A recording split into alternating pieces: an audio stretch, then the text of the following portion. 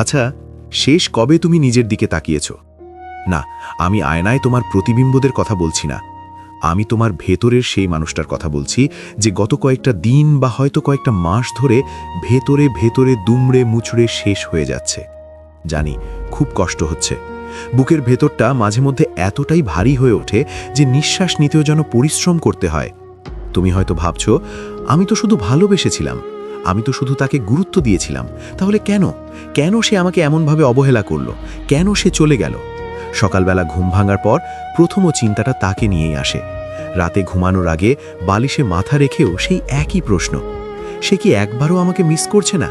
সে কি একবারও আমার কথা ভাবছে না? তুমি হয়তো ভাবছো, আমি যদি আরেকটি চেষ্টা করি, আমি যদি তাকে বুঝিয়ে বলি, বা আমি যদি তাকে দেখাই যে আমি কতটা কষ্টে আছি, তাহলে হয়তো সে ফিরে আসবে, হয়তো তার মায়া হবে। কিন্তু বন্ধু, আজ আমি তোমাকে একটা কঠিন সত্য কথা বলবো। মায়া বা দয়া দিয়ে ভালোবাসা ভিক্ষা করা যায়, কিন্তু সম্মান পাওয়া যায় না। আর যেখানে সম্মান নেই, সেখানে কেউ ফিরে আসে না। আজকের এই ভিডিওটা কোনো সাধারণ রিলেশনশিপ টিপস নয়। আজ আমি তোমাকে সাইকোলজি এবং স্টোইক দর্শনের এমন কিছু গভীর স্তরে নিয়ে যাব, যেখানে তুমি শিখবে কিভাবে কাউকে নিজের অভাব অনুভব করাতে হয়, কিভাবে নিজেকে এমন এক উচ্চতায় নিয়ে যেতে হয় যেখানে যে মানুষটা তোমাকে অবহেলা করে চলে গেছে একদিন, সেই মানুষটাই তোমার কথা ভেবে ভেবে অস্থির হয়ে যাবে। হ্যাঁ, এটা সম্ভব, তবে তার জন্য তোমাকে নিজেকে ভাঙা বন্ধ করতে হবে। চলো, এই যাত্রাপথটা শুরু করি। শোনো, তোমার এখন যা অনুভূতি হচ্ছে, এটা অস্বাভাবিক কিছু নয়। যখন আমরা কাউকে জীবনের কেন্দ্রবিন্দু বা সেন্টার অফ লাইফ বানিয়ে ফেলি, তখন আমাদের মস্তিষ্ক সেই মানুষটার উপর নির্ভরশীল হয়ে পড়ে। মনোবিজ্ঞান বলে, যখন কেউ আমাদের রিজেক্ট করে বা ছেড়ে চলে যায়, আমাদের মস্তিষ্কের ঠিক সেই অংশটি সক্রিয় হয় যা শারীরিক আঘাত পেলে ব্যথা অনুভব করে। অর্থাৎ তোমার হাত কেটে গেলে যেমন ব্যথা হয়, প্রিয় মানুষের অবহেলা ঠিক তেমনি মস্তিষ্কে ব্যথার সিগন্যাল পাঠায়। এজন্যই বুকের ভেতরটা ফাঁকা লাগে, শরীরে শক্তি পাওয়া যায় না। তুমি নিজেকে প্রশ্ন করছো, আমার কি কোনো মূল্য নেই? কিন্তু আসল সমস্যা তোমার মূল্যে নয়, আসল সমস্যা হলো তোমার ফোকাসে। মানুষের একটা খুব অদ্ভুত সাইকোলজি আছে। মানুষ সবসময় সেই জিনিসের পেছনেই ছোটে যা তার কাছে নেই বা যা তার কাছ থেকে দূরে সরে যাচ্ছে। যখন তুমি বারবার তাকে ফোন করছো, মেসেজ করছো, তার খোঁজ নিচ্ছ বা তাকে বোঝানোর চেষ্টা করছো, তখন তুমি নিজের অজান্তেই তার কাছে নিজেকে অনেক বেশি সহজলভ্য বা অ্যাভেলেবল করে ফেলছো। আর ইকোনমিক্স বা সাইকোলজি দুটোই বলে, যার সাপ্লাই বা যোগান বেশি, তার ডিমান্ড বা চাহিদা কম। সে তোমাকে মিস করার সুযোগই পাচ্ছে না, কারণ তুমি তো সব সময় তার দরজায় দাঁড়িয়ে আছো। সে তোমাকে হারানোর ভয় পাচ্ছে না, কারণ সে জানে তুমি কোথাও যাবে না। এই যে তুমি নিজেকে প্রতিনিয়ত তার সামনে ছোট করছো, এতে তোমার প্রতি তার ভালোবাসা বাড়ছে না, বরং তোমার প্রতি তার সম্মান কমছে। আর বিশ্বাস করো, সম্মান ছাড়া আকর্ষণ বেশিক্ষণ টেকে না। তাহলে এখন উপায় কি? এখানেই আসে সেই টার্নিং পয়েন্ট। তোমাকে বুঝতে হবে, তুমি এই গল্পটার ভিকটিম নও, তুমি অসহায় নও।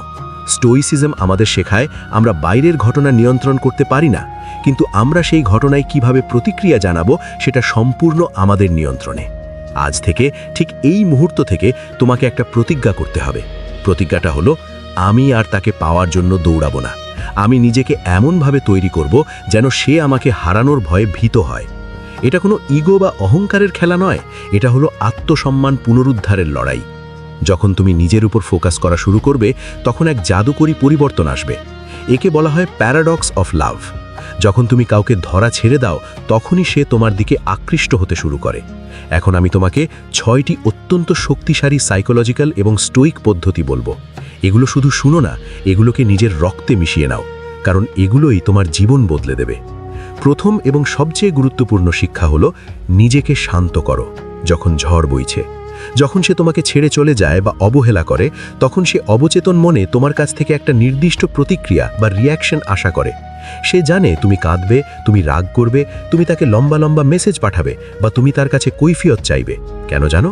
কারণ তোমার এই কাঁধ, তোমার এই অস্থিরতা, এগুলো তার ইগো বা অহংকারকে তৃপ্ত করে।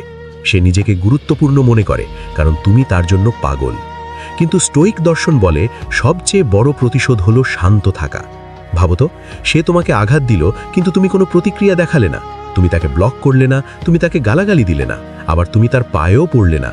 তুমি শুধু চুপ হয়ে গেলে, সম্পূর্ণ নীরব। এটা তাকে মানসিকভাবে বিভ্রান্ত করে দেবে।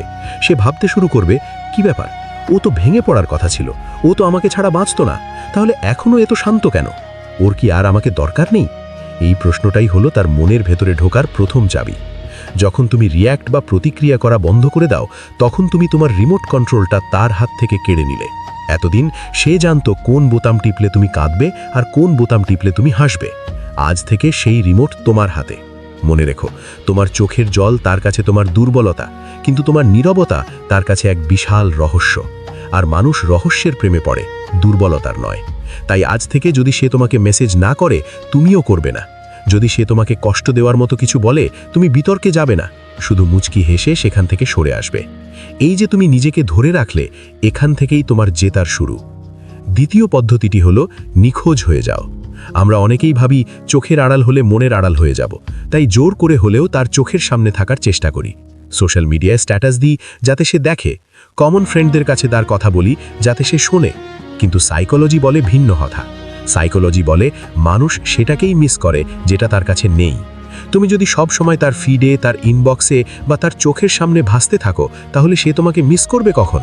মিস করার জন্য তো একটা শূন্য স্থান বা স্পেস দরকার, তাই না? স্টোইক দর্শনে নিজেকে সরিয়ে নেওয়ার মানে হলো নিজের মূল্য বোঝা। তুমি কোনো সস্তা পণ্য নও যে অফারে সব সময় পাওয়া যাবে। তুমি হীরা। তোমাকে পেতে হলে পরিশ্রম করতে হবে, তোমাকে দেখতে হলে অপেক্ষা করতে হবে। আজ থেকে নিজেকে একটা গোস্ট বা ছায়ার মতো করে ফেলো। সোশ্যাল মিডিয়ায় স্যাড স্ট্যাটাস দেওয়া বন্ধ করো, তাকে দেখানোর জন্য হ্যাপি স্ট্যাটাসও দেওয়া বন্ধ করো। তোমার প্রোফাইলটা যেন একটা শান্ত লেকের মতো হয়ে যায়। সে যেন বুঝতে না পারে তোমার জীবনে কি ঘটছে। সে কৌতূহলী হয়ে উঠবে। সে বারবার তোমার প্রোফাইল চেক করবে, এটা দেখার জন্য যে তুমি কি করছো।